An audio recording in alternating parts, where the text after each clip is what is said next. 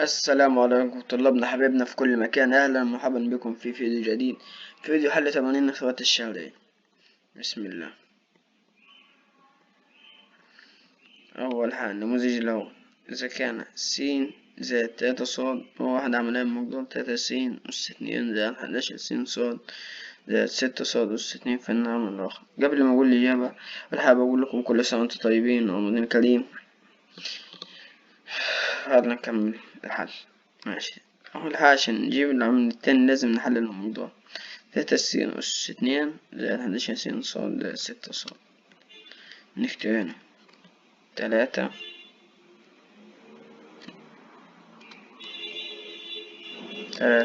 س أس 2 زائد 11 س صاد زائد 6 صاد أس 2. نحلل عادي. أول حاجة 3 دي، أول حاجة عشان نحللها زي كده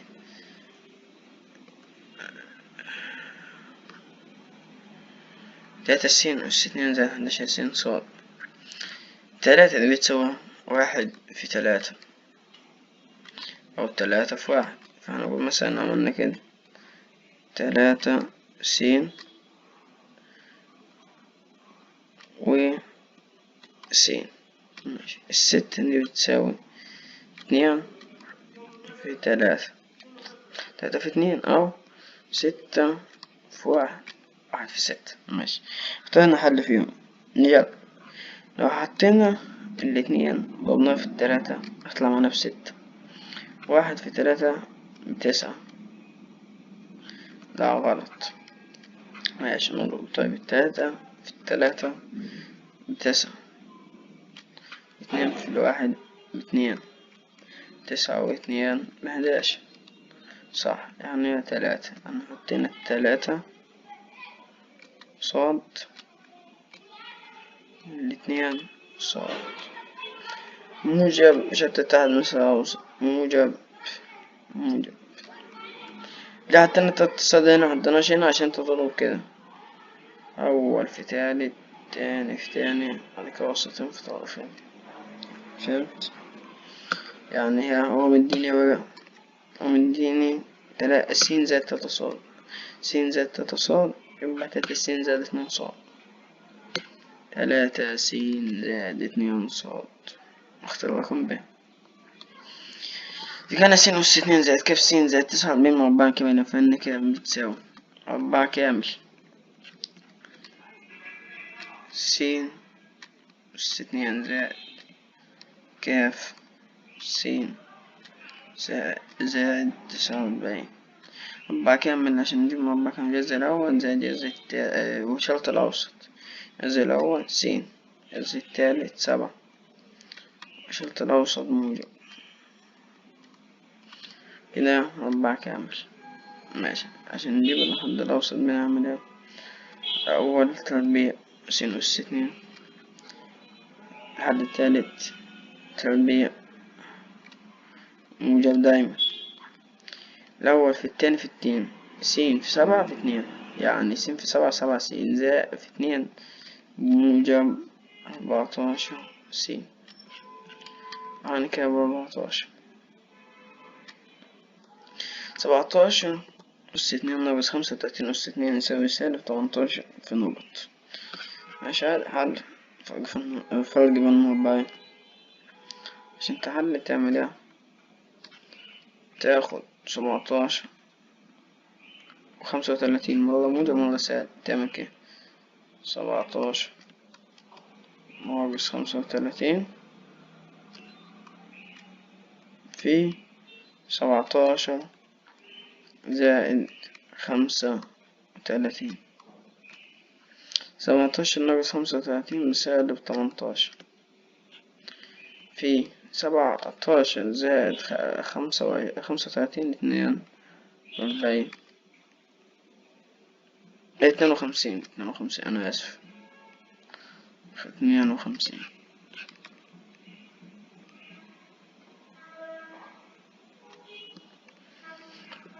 بعد حل المادة تحليلا كاملا. س أس 2 زائد س ناقص 20. حل العادي. س أس 2 زائد س ناقص 20 زائد س ناقص 20. اكتبولي في الكومنت لو عايزين الحل بقى بدرجة والقلم أحسن، لو حابين أكمل كده عادي تمام. يزيد الأول س يزيد التاني س وس. 25 كم في كم؟ 20 في 1 أو 4 في 5 أو 10 في 2. ناخد هنا 1 نشوف بقى. 20 في 1 طرحهم هنا طرح، لو بيساوي 1 يبقى صح. 20 في 1 ب20 وطرحهم 19 غلط. 10 في 2 ب20 وطرحهم 8.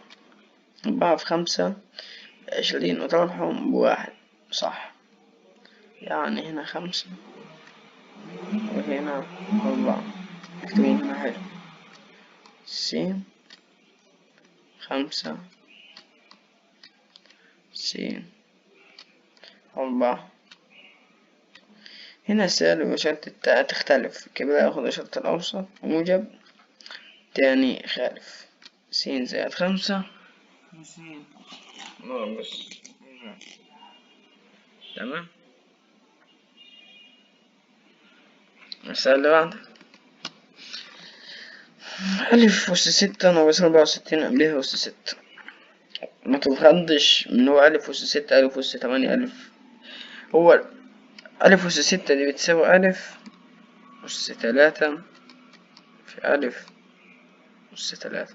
أنت الضرب بتجمع الأسس مش تضرب الأسس، يعني ألف أس 5 في ألف أس 5 مش بيساوي ألف أس 25. لا، هما بيساوي ألف أس 10 عشان انت تجمع الأس مش بتضرب الأس. الحل العادي ألف أس 6 ناقص 64 ب أس 6 ربع كامل.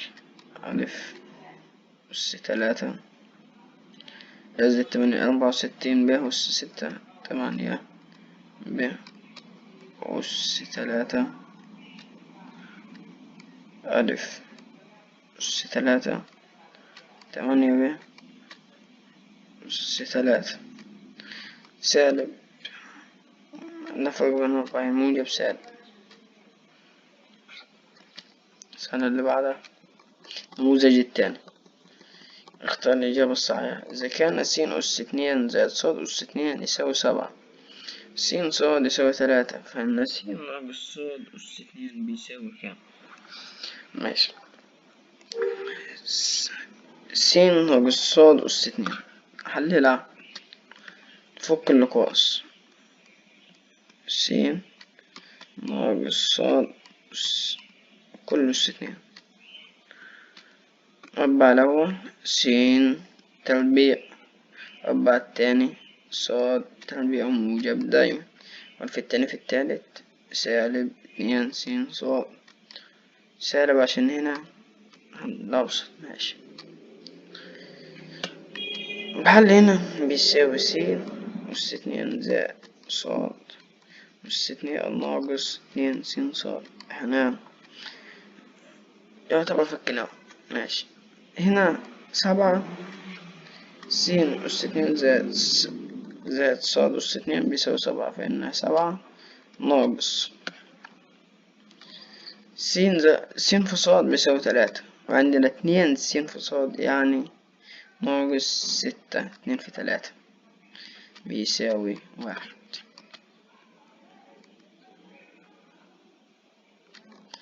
العدد الذي يمكن إضافته للمقدار الثلاثي س أس 2 ناقص 3 س ناقص 7 حتى يكون قابلا للتحليل هو. بسم الله. أول حاجة عشان يبقى قابل للتحليل أضيف المقدار حتى يكون قابل للتحليل. أضيفه للسالب 7. ماشي. أضفنا السالب 7 2 يبقى معانا سالب 5. سالب 5 منضيفش غير في حاجة واحدة 5 في 1. اما تطلعهم هيساوي 4، مش هيساوي 3، فأول اختار نستبعد. ماشي. -3 ناقص 7 -10. ماشي. بيساوي -10 بتساوي 10 في 1 أو 5 في 2. 10 في 1 الطرح بتاعهم ب9. غلط. بكده غلط. نشوف 5 في 2 بكام. 5 في 2 ب10. الطرح بتاعهم ب3. يبقى صح. الإجابة -3. إذا كان الموضوع 16 س أس 2 زائد 24 س زائد كاف مربع كامل، فإن كاف بتساوي. ماشي. مربع كامل بيساوي زي الأول. اكتب بس مثلا 16 س أس 2 زائد 24 س زائد كاف أس 2 مربع كامل، يعني الجزء الأول ب س الجزء التاني بكاف كل تربيع. ماشي. طب بعدها لو مربع 16 عايزين نجيب الكاف نعمل يعني فيها كده حل صايع شوية. هو نجيب الأوسط، مش الأوسط بيساوي أول في التاني أول في تاني في 2. 4 س في كاف في 2 يعني 8 س كاف بيساوي 24 س. مش السين مع السين يطلع معاك 8 كاف يساوي 24. ماشي. فإن كاف بتساوي 24 على 8 تساوي 3. ماشي. بس هي مش يعني مش 3 بس، هي 3 أو -3 عشان ده مربع كامل. يعني كام ب3 أو -3. في 3 مش 3، في -3. إذا كان س أس 2 ناقص س زائد س صاد زائد صاد أس 2 يساوي 15. س ناقص صاد يساوي 9. س أس 2 ناقص صاد أس 2 يساوي 27. فإن س أس 3 زائد صاد أس 3 بيساوي كام؟ ماشي. نسمع الأذان بس. رجعنا بعد ما الأذان خلص يلا نكمل. بسم الله. هو عايز س تكعيب زائد صاد تكعيب. ماشي. هنا هنمسك س أس 2 ناقص صاد أس 2 يساوي 27. نحللها. حلل س أس 2 ناقص صاد أس 2 يساوي 27. ماشي. أحلل ده س صاد س صاد مرة موجب مرة سالب. ماشي. بيساوي 27. س زائد صاد لا س مدينا س ناقص صاد مدينا س ناقص صاد ب9 يعني س زائد صاد في 9 يساوي 27. إذا س زائد صاد يساوي 27. ودي دي هناك على 9. 27 على 9 فيها 3. ماشي. هنا كده جبنا حاجة. س زائد صاد بيساوي 3. ماشي. جبنا ان س زائد صاد يساوي 3. ماشي. س تكعيب زائد صاد تكعيب بيساوي س تكعيب زائد صاد تكعيب بيساوي قوس صغير س. أنا فاهم.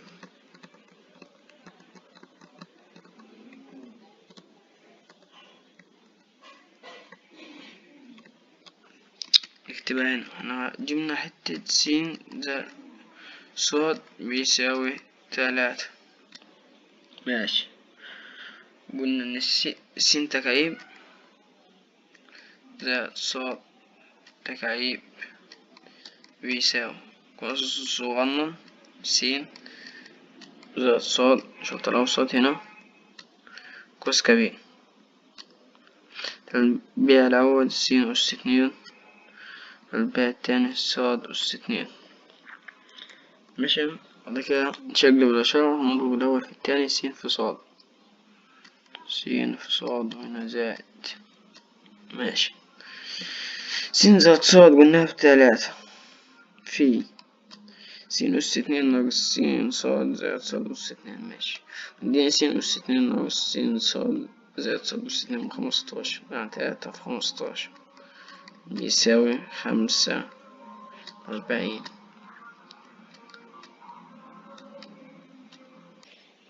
وبكده نكون وصلنا لآخر الفيديو. عشان وقت الفيديو لو عايزين أكمل لكم باقي الحل اكتبولي في الكومنتات، واعملوا لايك واشتركوا بالقناة. السلام عليكم ورحمة الله وبركاته.